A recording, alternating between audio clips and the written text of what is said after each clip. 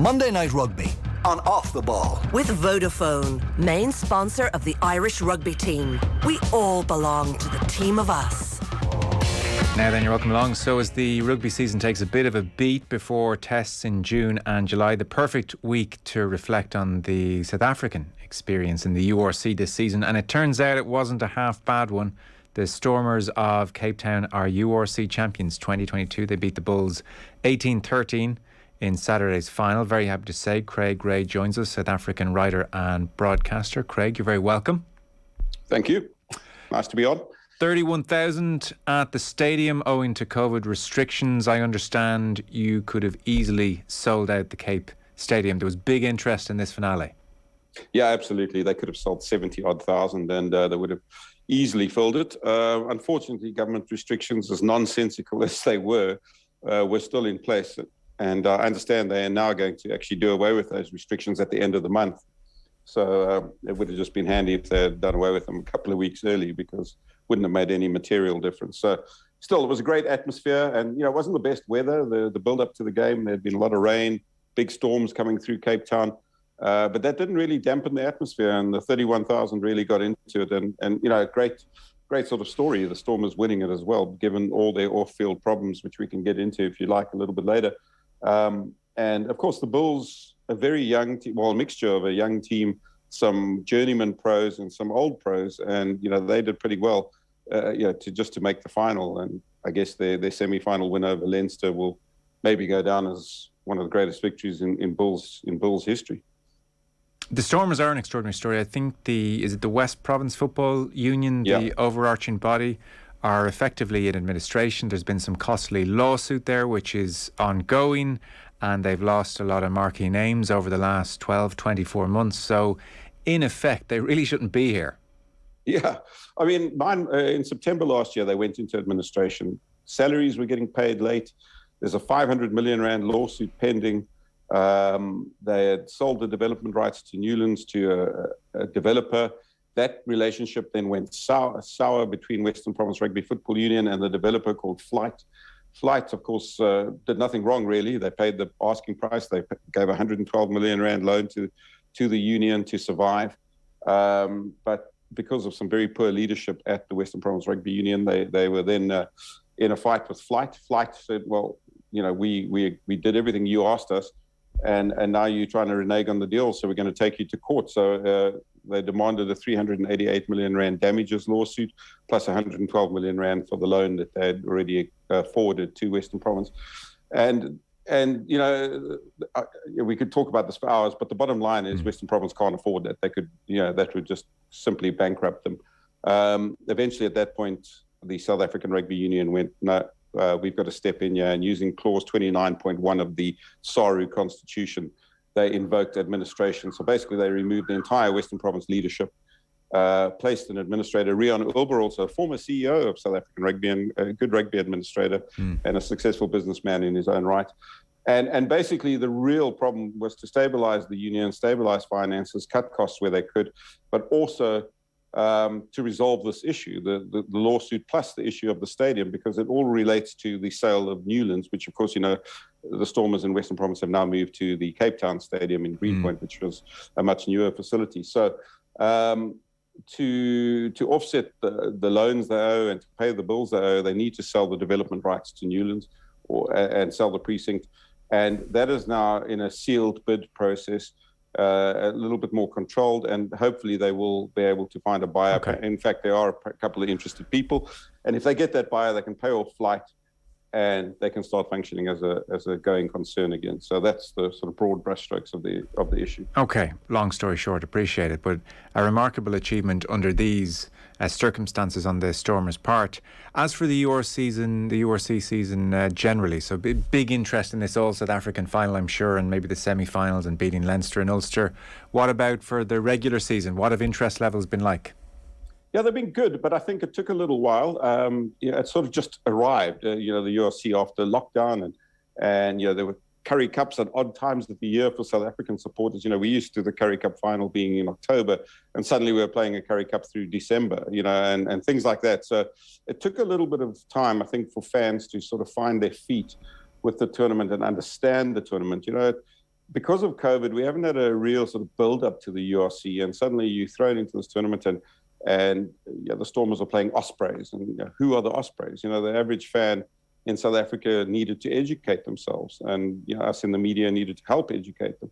So it took a little while to bed down, but I think it's now supercharged. The last sort of month of the tournament with the South African sides winning, I think where it really turned around was that period where they won 20 out of 22 home games, the South African teams combined, when all the overseas teams came here. And I know it was an understrength Leinster and so on, but it really captured the imagination. And suddenly people went, wow, our teams aren't too bad. They're doing quite well in this thing. And I know there's a lot of factors to that, but the reality is the South African fans saw their teams winning against good opposition. They know a lot of the names from Test rugby. And so that really created the momentum that carried over into the playoffs. And how are viewing figures then? Is this on terrestrial television? It's on a paid channel, Super Sport, which basically controls all the rugby in South Africa. They have for ever since the game went professional, essentially. Super Sport are a massive contributor to South African rugby in terms of what they pay for broadcast rights. I don't know the exact viewership figures. We haven't seen a final figure yet. They're quite hard to come by often, but Super Rugby, and it's I can tell you this, in 2018, Super Rugby was attracting, for the big local derbies, around 600,000 viewers per game. I would imagine the final figure would have exceeded that quite comfortably, and you probably find you had about 500,000 mark for a lot of the sort of games towards the end of the campaign. Yeah, and presumably kickoff times are preferable to games in New Zealand and Australia. Oh, yeah. I mean, Saturday mornings, you got used to it in South Africa, sort of watching your team on a Saturday morning playing in Wellington or Auckland or somewhere. But it's not ideal. Yeah. And so the URC has been great because, the afternoon kickoffs, you put the TV on and the Stormers are playing in Dublin or wherever, and it's 3 p.m. or 5 p.m. or even 7 p.m. in the evening. It's great. People are around for a braai watching the game. So, there's a lot of positives to this, far more positives than negatives to moving to the URC. Because I remember in the early part of the season, the Bulls arrived and Jake White made some comments about playing Connacht and how they were very much the weakest of the Irish provinces, and they lost at the sports ground on a rainy night and then were beaten by Leinster. And there was a story in the Sunday Independent, Bernard Jackman, very in touch with the game and has lots of contacts around the game, and he was telling a story about how, I can't quite remember which side it was, but in some respects it's not actually important which of the four South African sides it was, but he knew that there was a team where the players had the option of being fed their dinner at the hotel, or they could be on the receiving end of a per diem to go out and buy their dinner away from the hotel, and a fair proportion of the players said, I'll take the per diem, and instead of spending that money on food for the evening, they would stock up on protein bars and pocket the extra money and try and boost their income that way. And whilst that's a very understandable inclination, I don't think it's best preparation to play Leinster at the weekend. So I think in the early half of the season, there was certainly a worry about how quickly the South African sides would acclimatise, how competitive they would be. But I suppose not dissimilar to that period you refer to. Once the South African sides had home advantage and got into a bit of a rhythm, they really seemed to get to grips with the competition. Yeah, I mean, that story I haven't actually heard, to be honest, and it's a bit worrying if that was the case. But I think there was also a lot of being cooped up in hotels through bio bubbles. So that might have been a factor in that as well, just the opportunity to get out and go see things. But I think they've definitely grown into the tournament. There probably was a little bit of a feeling that, well, this is not the Crusaders or the Blues or the Chiefs, it should be slightly easier. That might have been the mindset. And suddenly it wasn't.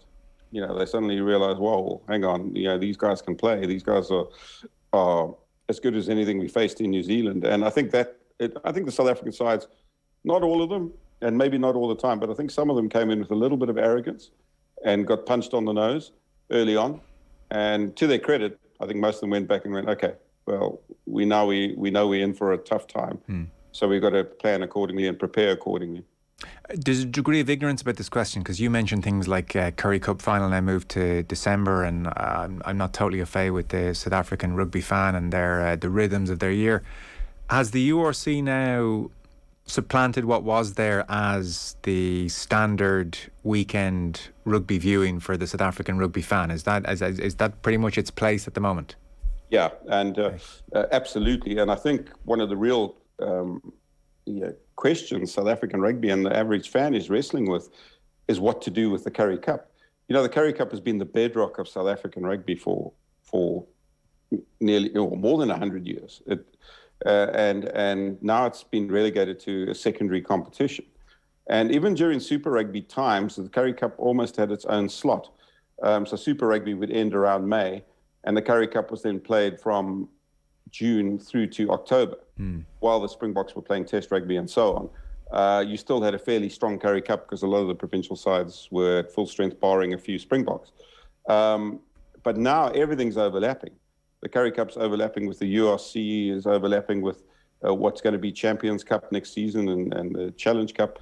So the Currie Cup has really been dissolved and diluted, and it's going to be a big issue. I mean, for instance, the Currie Cup final is next weekend. It takes place next weekend, and it's gone through the whole summer, which never was a summer competition in South Africa. And it's Griquas against Pumas. Pumas have never been in that's from Mpumalanga, if you don't know, that's the city of Nelspruit where the Springboks will play the All Blacks. And Griquas are from Kimberley, down the road from Bloemfontein. So you're talking about two minnow unions in the Currie Cup final. Griquas last played in the Currie Cup final in 1970, and the Pumas have never been in the Currie Cup final. So it just sort of underlines that the big teams were not able to sustain a URC campaign and a Currie Cup campaign simultaneously. Right. Certainly not to the standard that they would hope to. And that's going to be a problem going forward for the Currie Cup, not for the URC, because the URC has been given priority in the South African rugby organogram. So it's now just what to do with the Currie Cup situation. And should we expect more South African teams to be looking towards the URC and applying for inclusion? Yeah, well, I imagine the Cheetahs are, they're pretty hurt that they were kicked out. And they've got a little back door in through the Challenge Cup coming up, which has been good of European rugby to sort of okay that move. It gives them a little foothold in Europe and gives their sponsors something. But I think the Cheetahs would be the next cab off the rank trying to get back into URC. And who knows? I don't know how this competition is going to play out over the coming years, but maybe they would go for a promotion relegation, some sort of second tier competition that will allow other teams, maybe even teams from Georgia or wherever, to have a crack at getting into URC. Well, let me tell you, Craig, if history is any indication, it changes name every 2 to 3 years and format entirely every 3 to 4 years as well. That's how this thing tends to go, so don't get too comfortable. As for the financial health generally, so you've outlined the Stormers situation. They finished second in the table and have gone on to win the competition in spite of their financial woes. They're based in Cape Town. We have the Bulls, finished fourth in Pretoria. Sharks, quarterfinal loss to the Bulls in Durban. And then the Lions of Johannesburg, 11th. What is the general health of the other three teams and South African rugby generally, both in terms of finances and then the marquee names? Because, I mean, we were very struck over here by the fact that the Bulls beat Leinster minus Annie Springbok. And, you know, you turn on rugby around the world and generally most sides have a couple of South Africans in there. Are they going to flood home to play for these South African sides now in the Heineken Champions Cup as well as the URC? Is there going and a World Cup year? Is there going to be a boom in that respect, or what is the general picture? I don't think so, because the rand is our currency. The rand is so weak next to the euro and the pound. Even with good international competition, with the promise of income, you do know Saru is not getting any income for URC until 2025. They're not part of the broadcast pie. So basically, it's costing South African rugby to be in the URC at the moment, and the income will only start feeding into our coffers in 2025. So right. From that point of view, the financial situation is still fairly precarious. But the reality is the local broadcast rights can be sold for a little bit more because there's this premier competition. But in terms of getting your marquee players back, probably not going to happen. There's a salary cap per union at 60 million rand, which is really not enough to keep big, deep squads in South African rugby. So you're still going to and Jake White was actually lamenting it on Saturday night with the Springbok coaches selecting 16 or 17 overseas-based players. There's no disincentive for players to go and play in Europe or in Britain. So I don't think that situation is going to change overnight. I think as the URC builds momentum, and as the champion, we get into the Champions Cup, and there might be more money in the local game, you might start seeing a few marquee players come back. But I think it's going to be a dribble rather than a flood initially. Is Six Nations inclusion much talked about in South Africa? Is there a big thirst to hop into the Six Nations? Well, I've been one writing it. It's totally part of the plan. And the plan is to be in Six Nations by, I think, 2025, possibly as early as 2024 after the World Cup. And it's certainly part of the discussions that are going on. And I think getting into the Champions Cup and into the Challenge Cup was the next step. And the only logical step from there is into Six Nations. What that's going to look like, as far as I know, it's unclear. I mean, maybe they have a better idea, but I don't think it necessarily means Italy are relegated. It could become a Seven Nations tournament. But I think you can almost count on the Springboks being in it by 2025. And would you say the South African rugby public is very keen for that to happen? I think so. I mean, we still got one foot in Sanzar through the Rugby Championship. Yeah. Although we're out of Super Rugby. And although that Sanzar deal also comes to an end, I don't think our relationship with New Zealand or Australia is going to completely fall by the wayside. So I suspect it might be the best of both worlds. The Springboks playing Six Nations through, February, March, URC Champions Cup, excuse me, and then into Rugby Championship in August or so. So I think South Africa could have a great sort of international calendar. Geez, you want your cake and eat it. This is amazing. You're the centerpiece of world rugby.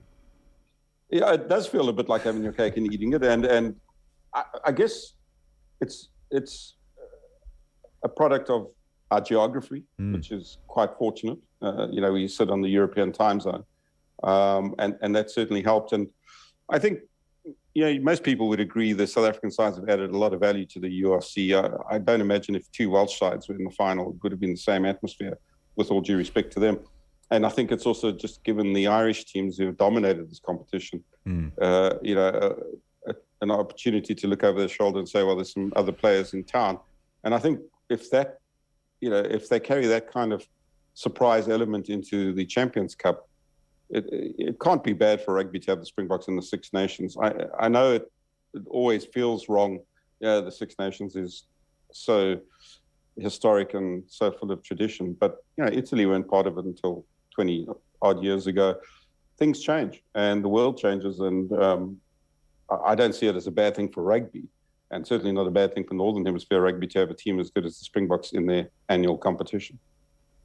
Yeah, it's going to be interesting. I suppose from our perspective, in many ways, the Six Nations is about give or take, and the Italian inclusion has extended it a touch, but it's very much about local rivalries and people hopping on flights on Thursdays and Fridays and nipping over here and over there and those traditions. And so I'm not sure where the travel element with South Africa will fit into that.